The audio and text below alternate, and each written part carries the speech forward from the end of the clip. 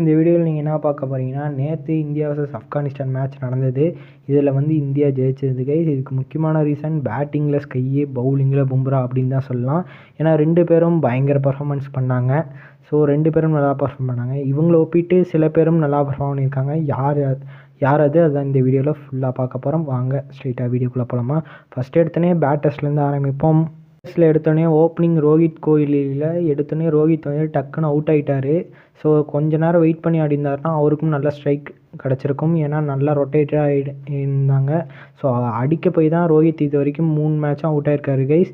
So இதுவே தொடர்ந்துச்சுன்னா நம்மளுக்கு opening ரொம்ப ட்ரபிளாக தான் இருக்குதுன்னு சொல்லுவேன் இந்த வருஷம்.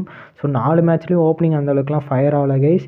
ஸோ ஏதோ ஒரு பிளேயர் கொஞ்சமாக நாக் ஆடுறாங்க தவிர மிச்சபடி 2 பேரும் சேர்ந்து அடித்து ஒரு மேட்ச் கூட அடிக்கல. ஸோ அவங்க அடிக்க ஆரம்பித்தா செம்மையாக இருக்கும் பார்க்குறதுக்கு. ஸோ இந்தியா ஆஸ்திரேலியா மேட்ச் வேறு பக்கத்தில் வந்துடுச்சு கைஸ். ஸோ அது வேறு ரொம்ப இன்ட்ரெஸ்ட்டாக இருக்க போகுது. ஸோ பார்ப்போம் என்ன நடக்க போகுதுன்னு. ஸோ ரோஹித் நேற்று ஃபயர் ஆகலை. அதுக்கப்புறம் அதில் ரிஷப் பண்ட்டும் கோலியும் நல்லா பார்ட்னர்ஷிப் மெயின்டைன் பண்ணியிருந்தாங்க பவர் பிளே முடிஞ்சோடனே ரஷீத் கான் வந்த உடனே ரிஷப் பண்டையும் கோலியும் தூக்கிட்டார். அதுக்கப்புறம் பார்த்தீங்கன்னா சிவன் துபே அவர் ஓவர்லேயே 6 அடித்தார். அதே நெக்ஸ்ட் ஓவரில் போட்டு அதே சிவன் துபே எடுத்துட்டார் ரஷீத் கான். ஸோ செம்மையான ஸ்பெல் அவரும் போட்டிருந்தார் ரஷீத் கான் பொறுத்த வரைக்கும். அதுக்கப்புறம் ஹர்திக் பாண்டியாவும் சூரியகுமார் யாதவும் மிடில் ஓவர்ஸும் நல்லா டேக் அவுட் பண்ணி டெத் ஓவர்ஸ்க்கு போயிட்டு இருந்தாங்க. அப்போ 18வது ஓவரில் 2 பேரும் அவுட் ஆகியிருந்தாங்க கைஸ். ஸோ அது அவுட் ஆனதுனால தான் டீம் ஸ்கோர் 200 போகாமல் இருந்துச்சு. இல்லைனா 200 இவங்க 2 பேர் தாராளமாக எடுத்துகிட்டு போயிருக்கலாம். ஏன்னா 2 பேரும் செம்ம ஃபார்மில் இருந்தாங்க. இதில் ஹர்திக் பாண்டியா 3 தொடர்ந்து பவுண்ட்ரி 6, 4 அது மாதிரி அடிச்சிட்டு இருந்தார். ஸோ செம்மையான நாக்காக இருந்தது. ஸோ இது வரைக்கும் பார்த்தீங்கன்னா பேட்டிங்கில் யார் பர்ஃபார்ம் பண்ணிங்க தான் பார்த்தீங்க. இப்போ பவுலிங்கில் யாருன்னு பார்த்தீங்கன்னா ஹர்தீப் சிங் கூட சேர்ந்து ஜஸ்பிரீத் பும்ரா கூட சேர்ந்து பர்ஃபார்ம் பண்ணார் தான். ஆனால் ஓப்பனிங் ஓவர்லேயே டக்குன்னு ரன்ஸ் அதிகமாக கன்சிடர் பண்ண ஆரம்பித்தார். டெத் ஓவர்ஸில் அதாவது பவுலர்ஸை தான் விக்கெட் எடுத்தாருன்னு சொல்லலாம் ஹர்தீப் சிங் பொறுத்த வரைக்கும். ஸோ மெயினான விக்கெட்ஸ் அந்தளவுக்கு எடுக்கிறதோட பவுலர்ஸ் தான் எடுத்தார் அப்படின்னு தான் சொல்லுவேன்.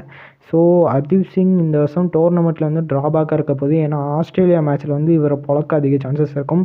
ஏன்னா ஓப்பனிங் ஸ்பெல்லே போட்டு பொழக்க ஆரம்பிச்சிட்டாங்க ஆப்கானிஸ்தான் பேட்டர்ஸே. ஸோ பும்ரா வந்ததுனால தான் அங்கே கன்சீட் பண்ணாமல் டக்குன்னு விக்கெட்ஸ் எடுத்து கொடுத்தாரு 2 விக்கெட்ஸு. ஸோ அவர்னால தான் நேற்று மேட்சுக்குள்ளேயே வந்தோம் கேமுக்குள்ளேயே பவுலிங்கில்.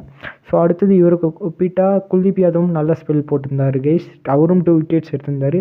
ஓரளவுக்கு டீசெண்டான பவுலிங் தான். 47 ரன் வித்தியாசத்தில் நம்ம ஜெயிச்சிட்டோம். இதுக்கு முக்கிய காரணம் நம்மளோட டீம் பவுலர்ஸ், டீம் மேனேஜ்மெண்ட் கரெக்டாக இருக்குது. ஸோ இதுமாரி நம்ம பிளேயிங் 11 இதே மாதிரி எடுத்துகிட்டு போனால் நல்லாயிருக்கும். ஏன்னா நம்ம ஸ்குவாடில் எக்ஸ்ட்ரா ஒரு பேசர் எடுத்துகிட்டு வந்திருக்கணும். இவங்க எக்ஸ்ட்ரா ஒரு பேசரை எடுத்துகிட்டே வரல. அது மெயின் ட்ராபேக்காக இருக்க போகுதுன்னு தான் நினைக்கிறேன். ஸோ பார்ப்போம் என்ன நடக்க போகுதுன்னு. ஸோ இந்த வீடியோ பிடிச்சிருந்தா உங்கள் ஃப்ரெண்ட்ஸ் அண்ட் ஃபேமிலிக்கு